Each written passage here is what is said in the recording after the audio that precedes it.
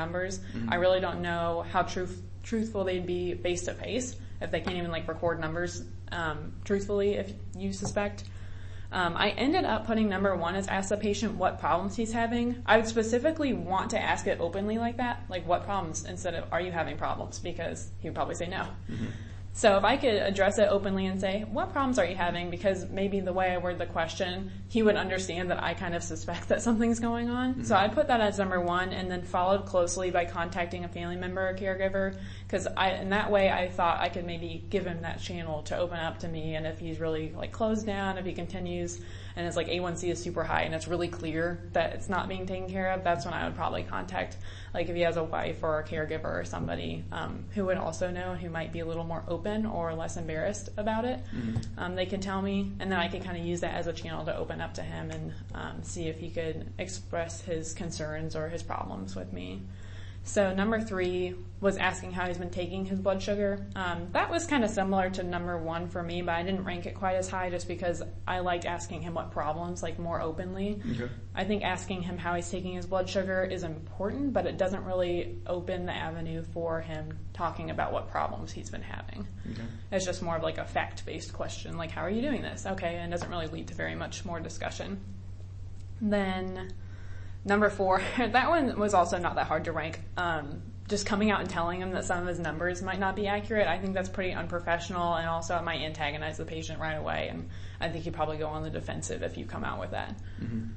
Were there any experiences that you thought about when you answered this question? I work in a pharmacy, but I haven't had personal experience with patients coming up and doing this.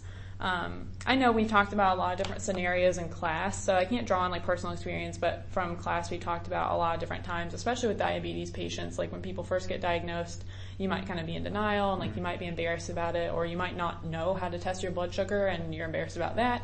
So there's just so many scenarios that could lead to this, and I think it's important to keep in mind that it's not just because someone might be embarrassed and might be lying, they might just be doing it wrong, or they might not know what time. So just drawing on experiences from class and talking about scenarios or ones that my friends have encountered kind of came to mind when I was doing this. What if the setting of the question was not in a healthcare context, if this was just somebody that you thought, a person who was not being honest with you? How does that impact your responses?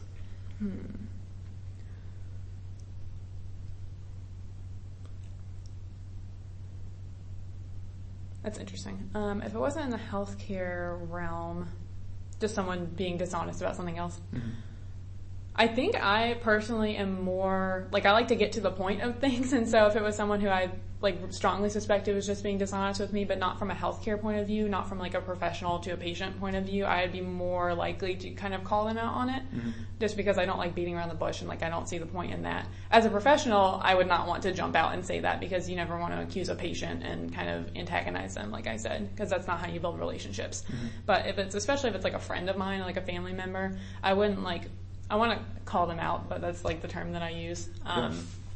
But not in like a super straightforward way, just like more straightforwardly address it. So the one that I ranked number 4, like telling the patient he suspects some numbers, like the equivalent of that for non-healthcare, I'd probably be more likely to rank that higher. Okay. What knowledge or ability do you think this question is testing? I think this is getting at, let's see.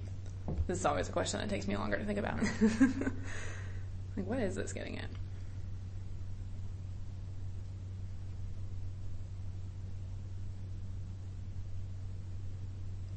I think just the general scenario of someone being dishonest with you, and like as a professional versus a non-professional standpoint, like you said, like what's your responsibility to the patient? Because you want to take care of them, but you also don't want to make them feel attacked.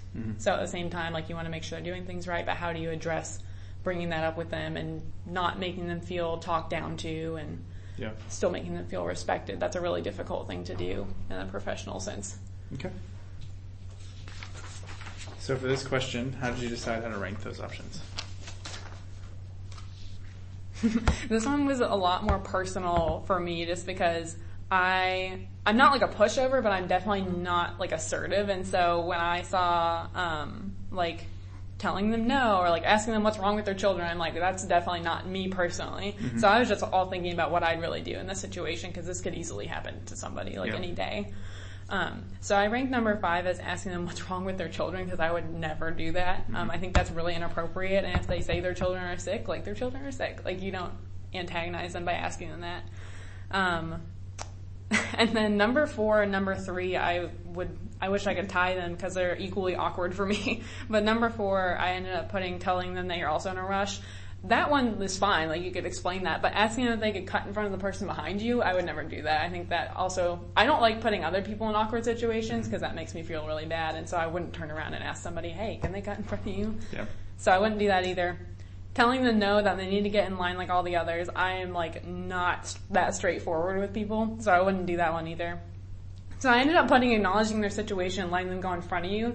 Not that I'm, like, a pushover, but in some cases like this, I'd rather just, like, take the higher road even though it'll make me late, or if people behind me will be mad. It's just kind of like the quickest and nicest thing to do. Mm-hmm. So that's what I said. And then second, if I had the time, I'd want to ask the people behind me, just because it's kind of putting me in an awkward situation. Like, me personally, I would think about all the 5 people behind me and like, oh, they're going to see me let this person in.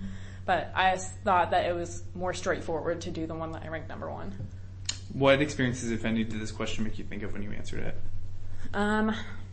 I've had situations like this before where you just kind of feel put on the spot and like you want to do the right thing, but like any general situation where someone's asking you something but it also affects other people. I can't think of specific examples right now, but something like this has happened to me. And so I'm a person who tries to keep like everyone's feelings in mind when making a decision. And so it's kind of hard for me to think about everyone else like standing behind me, and they all have their separate lives and they're probably in a rush too. Everyone's in a rush. So I was just kind of trying to draw on that and what I would have actually done in that situation, which is just kind of like let them go in front of me. And in the situation, I definitely wouldn't have had this much time to think about all these options. I'm sure I would have taken 2 seconds and be like, yeah, sure, go ahead. Yeah. Now, what if the setting was different, that was in a healthcare context and it was about a patient who was requesting to kind of skip the line? How does that impact your response? Like if it was at the pharmacy or something like that. That's interesting. I would want to kind of try and stay out of that as much as I could as a pharmacist. It's not really my job to judge who goes in front of lines of people. If I was a pharmacist and someone was asking to like skip the line, I honestly don't know exactly how I would respond to that right off the bat. Because at the same time, like, I want to acknowledge that they're in a rush, but I think I would say, I know you're in a rush, but all these other people are like clearly in a rush. So I think as kind of the person in charge of the pharmacy, you'd have to take a little more responsibility, even if it's awkward. Mm-hmm. And in that situation, I'd feel more comfortable explaining that they need to kind of be in line like everybody else. So it's kind of funny, I guess, depending on what role I'm in. What knowledge or ability do you think this question is testing? This one,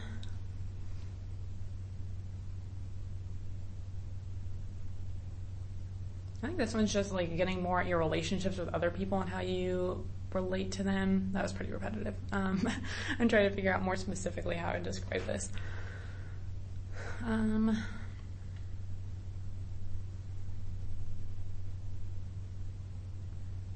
I guess I would also say like empathy with people. Okay.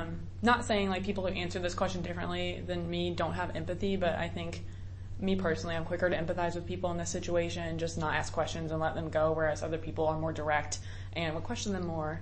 So I think it is just getting at your level of empathy toward others and what you would do in a given situation like this.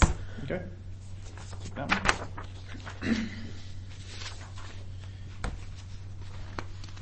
Okay. So for this question, how did you decide how to rank these options?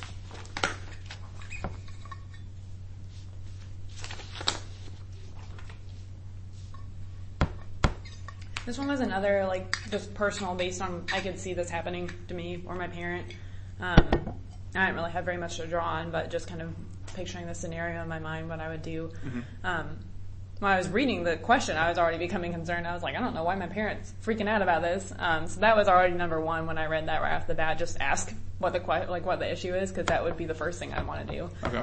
I definitely wouldn't leave right away without asking why things were going on. But the next one I ranked number 5, just telling them not to worry and that they're just imagining things. That's really belittling, I think, especially to, like, my parents are a little bit older, and so if I'm like, oh, you're crazy, Mom, like, that probably wouldn't go over very well. So I put that as number 5, just to kind of throw it away and not appreciate the concern that they have. Mm-hmm. Then that left the other few.